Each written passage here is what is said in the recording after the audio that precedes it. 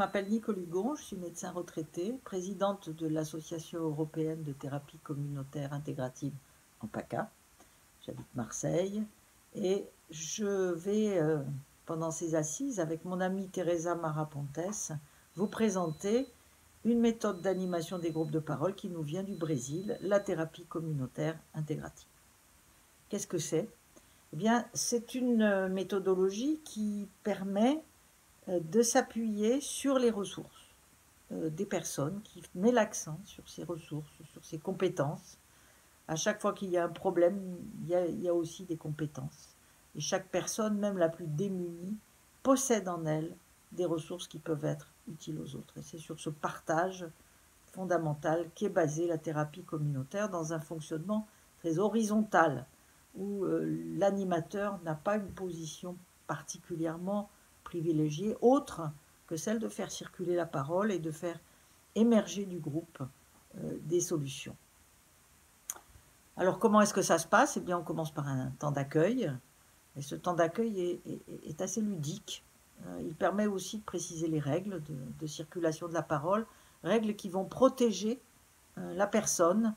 Pas de conseil, pas de jugement, pas d'interprétation, parler à la première personne et faire silence quand l'autre parle. Des règles très simples, vous voyez, et qui vont permettre ensuite d'aller au fond des choses à partir d'une situation problème qui va être choisie parmi les propositions des membres du groupe.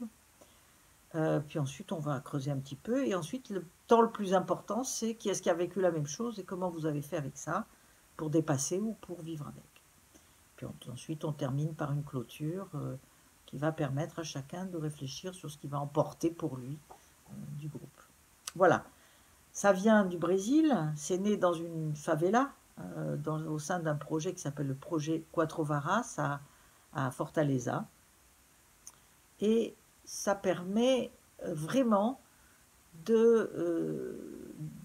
d'améliorer, de reconstruire du lien social et d'augmenter pour chaque participant l'estime de soi et de redonner un espace, une possibilité de résilience, parfois dans des situations extrêmement difficiles.